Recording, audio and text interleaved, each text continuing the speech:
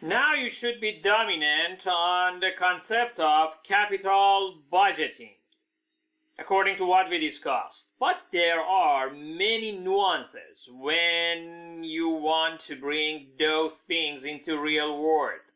That's the reason critical thinking.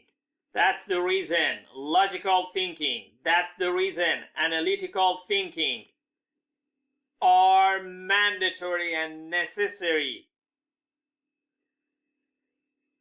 parts with any technique and tool, because no technique is 100% ready for application in extremely dynamic situation in real world.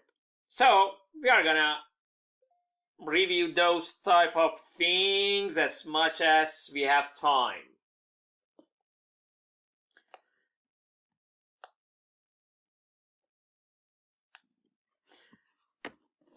Okay.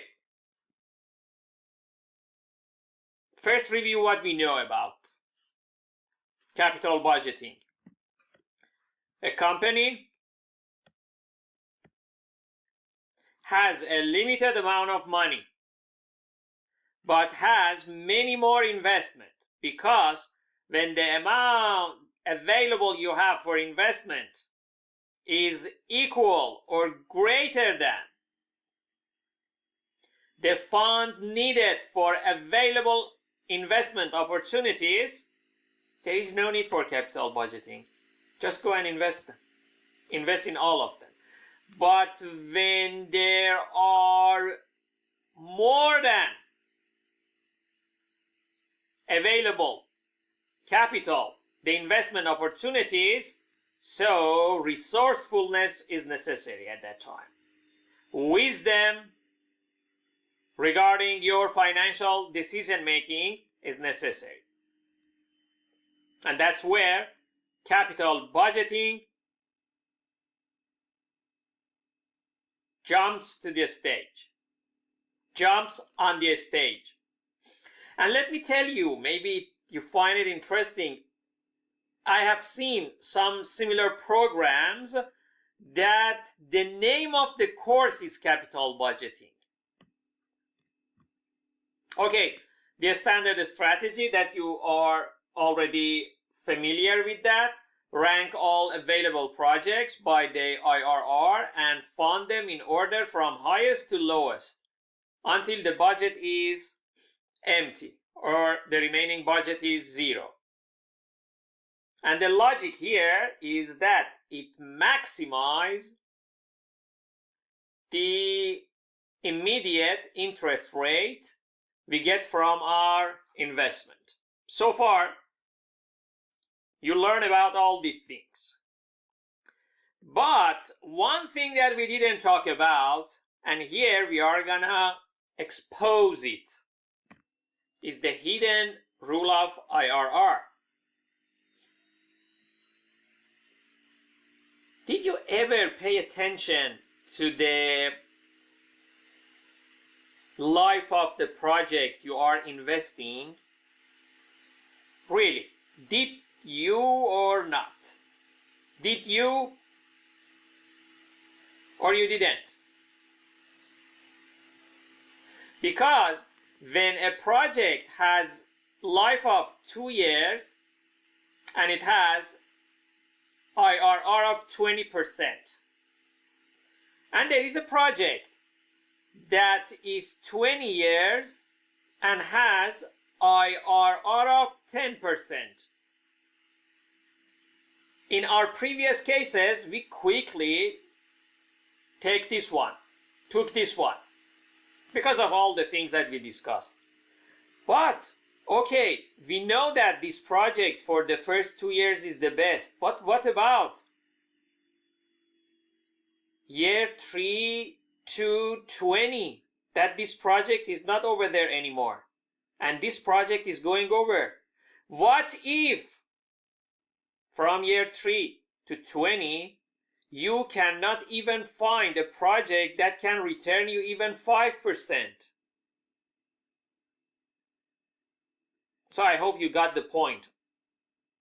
I want to refer to. That's the point. So now we are getting another dimension, another layer to consider in our analysis. When we use IRR to rank projects, according to the strategy we learned together, our math, our logic makes a huge assumption. And the assumption is reinvestment rate assumption.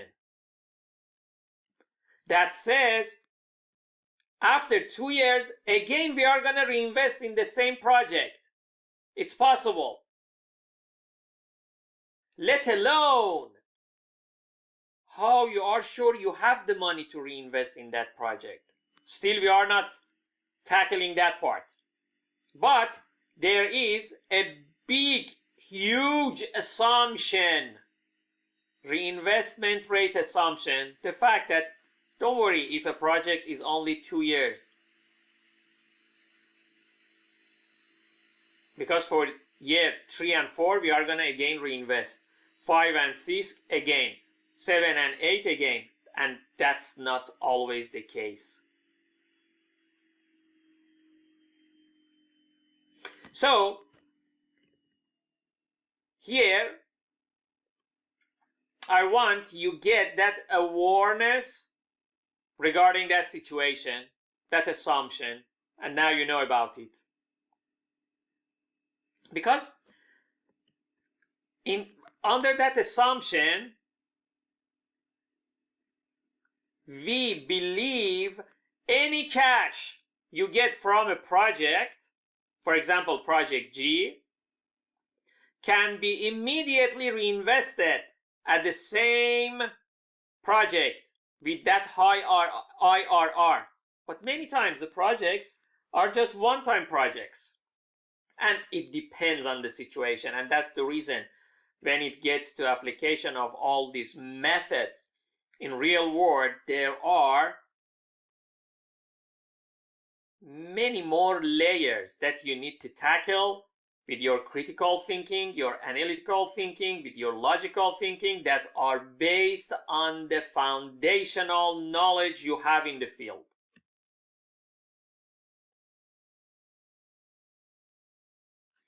Here, in the specific case that I'm going to show you very soon, it is asking you this question: can you always find another 12.4% return the moment your 10-year project ends? Because it is talking about a 10-year project, year 0 to 10, and the return of this project is 12.4%. And after that 10 years, is it possible we do the same thing? No, we are not sure. So if it is not the case, so the results can be misleading.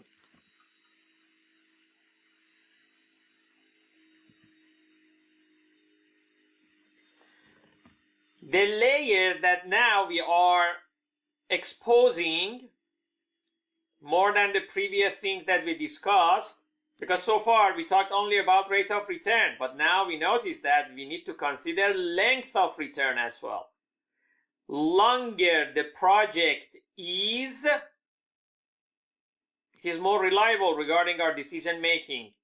And now you understand the philosophy that some people, that some companies, organization, institution like to fund, like to finance your mortgage for 30 years at a humble rate in comparison to many other short-term, higher-term situations. Consider a 30-year mortgage with a humble rate. For example, according to the new situation in market, 6.5%, and now we are 2026, April.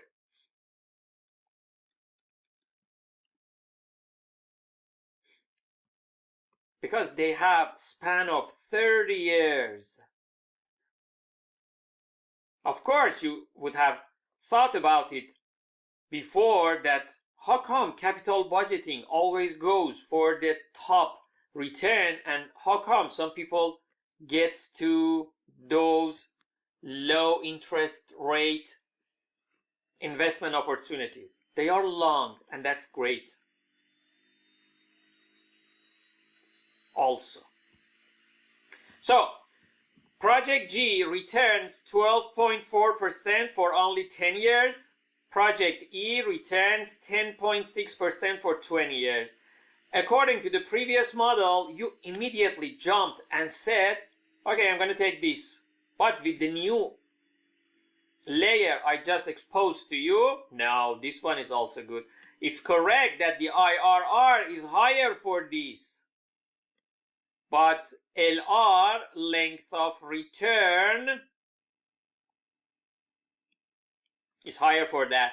So they can compete with each other based on the situation.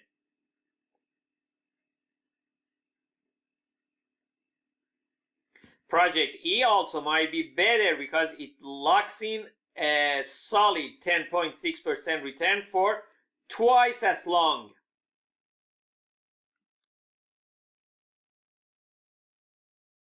And it controls the risk of reinvestment.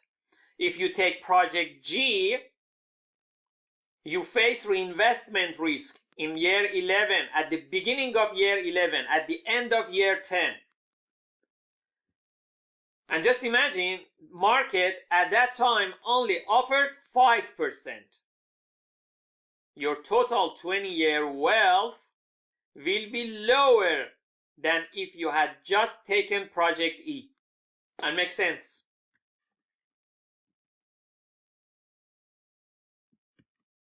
Here we have an example. In this example,